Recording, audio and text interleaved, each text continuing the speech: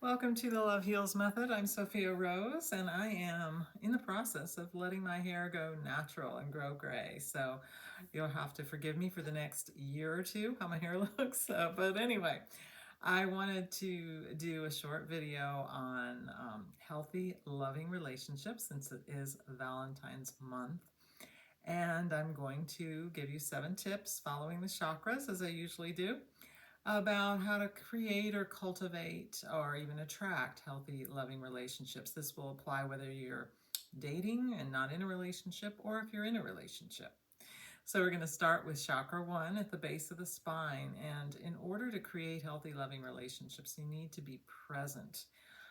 If you're dating, you really want to be in the present moment, because if you're not, I know women tend to do what's called falling in love with a man's potential, which never works out right. So you want to be very present and connected in the moment so that you could see what is going on here and now, not what could happen in the future. And also, women, when they date, tend to think about, is he the one? Where is this going to go again in the future? You're missing the present. The more you're in the present moment, grounded and centered, connected to yourself and your own body, the more you will have clarity about whether this person is the right person for you or not. But you have to be there, present, okay, and enjoying the moment. If you're already in a relationship, then presence is, of course, extremely important, being in the moment. We don't know whether we're going to wake up tomorrow and our partner is going to be there or if something could happen. I mean, life is so precious. So my advice, if you're in a relationship, is to live each moment as if it's your last, or it's a new beginning, and it could be the last time you ever see your partner. How would you treat them? How would you kiss them goodbye when you leave in the morning? Would you tell them you love them more? Those are the things that you want to think about. Second chakra, which is in the center of the pelvis. If you're dating, then you want to be, actually, if you're dating or if you're in a relationship, it really is going to be the same. You want to be sure that you are emotionally connected to your own feelings. What a lot of women do is they tend to put their energy outward, and they're always connecting and tuning into what everyone else is feeling, but not their own feelings. So to be able to, one of the most important things when you're dating is to be aware of how you feel in the man's presence, okay? You could look really good on paper, but you may feel not good in his presence. That is key. And really, if you're in a relationship, if you're noticing how you're feeling and you're aware of your own emotions, then you'll be able to express them, and in a loving and honest way, as we'll talk about that when we get up to the 5th chakra. But again, stay emotionally connected to yourself first, and then bring your energy out to what's going on with other people, okay? Not just what's happening with everyone else and being kind of emotionally abandoning yourself. You don't want to do that. The 3rd chakra is in the solar plexus area between the bottom of your breast bone and your navel. Here, what is so very important to have healthy, loving relationships is to know how to set healthy, loving boundaries, or to set boundaries with love. A lot of people think boundaries mean that you're just rigid and you put up walls, and that's not what boundaries are. Boundaries are, this is okay with me, this is not. You're clear on what's okay with you and what's not. And if you're in tune with your own feelings, with chakra 2, you're going to know what's okay and what's not, right? So boundaries is teaching people how to treat you, letting them know what's okay or not okay. And this applies whether you're dating or you're in a relationship. So this is one of the things I teach women, a big popular thing I teach and coach women on. All of these things, actually, being present, connecting to your emotions, mastering your emotions, setting healthy boundaries, etc. The 4th chakra is in the center of your chest, of course, the heart chakra. I don't know, I can't think of a more important chakra than the heart chakra when it comes to love and relationships. My tip here is to have your heart to open that heart of yours. And if you have healthy boundaries, then you know you have your own back, right? You're going to protect yourself. It's going to be a lot easier to open your heart, okay? Because it does take vulnerability to open our hearts to love, right? We don't know what's going to happen if we're dating someone, if we're on the relationship journey with someone.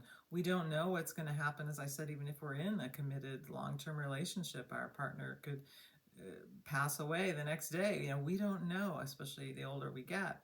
So forgiveness, compassion, empathy, kindness, these are things that we need. Gratitude, appreciation, these are all heart qualities.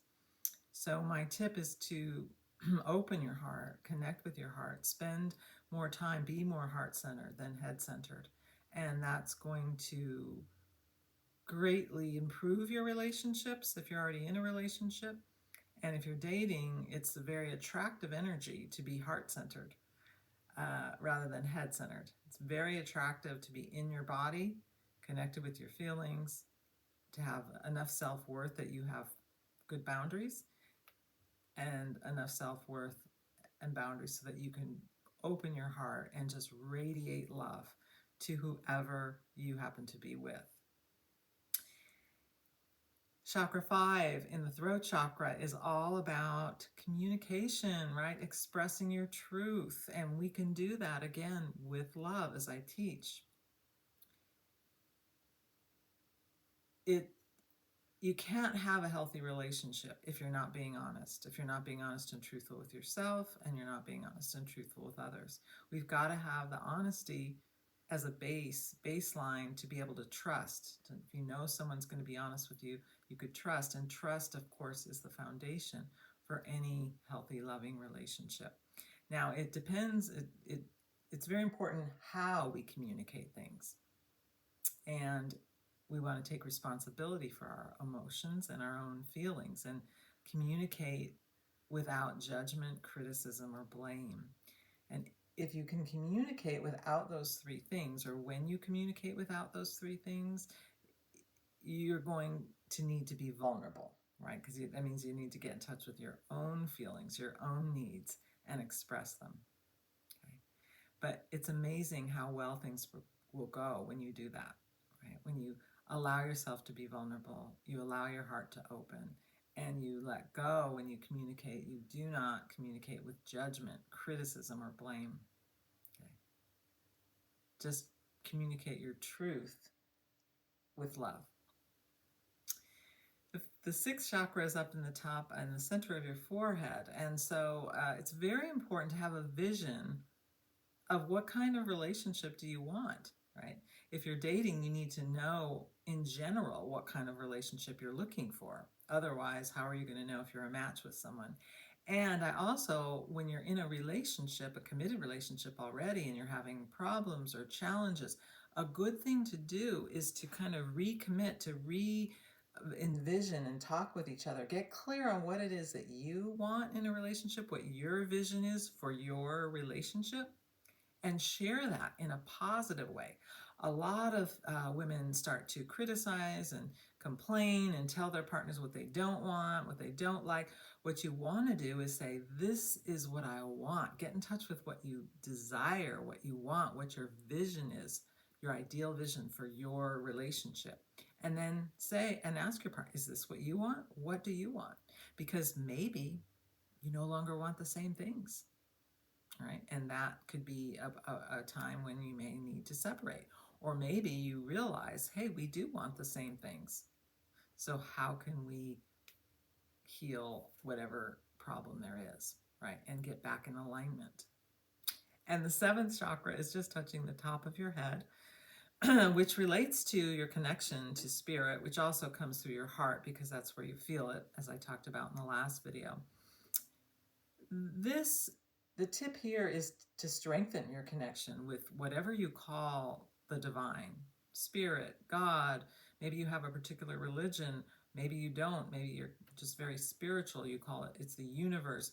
Whatever it is, there's whatever you feel that power is that's greater than you or beyond you, as well as within you.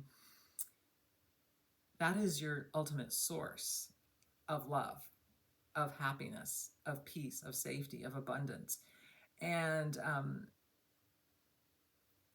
I find that the most healthy, happy relationships are when two people have a strong relationship with spirit, God, source, right?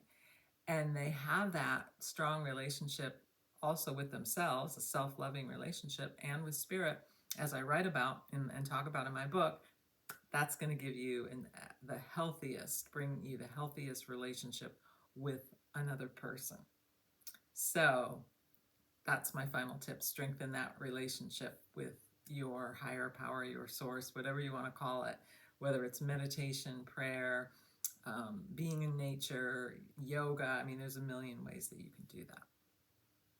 I hope this was helpful. I hope you have a very, very happy Valentine's Day. I wish you so much love, as always, and many healing blessings. Take care.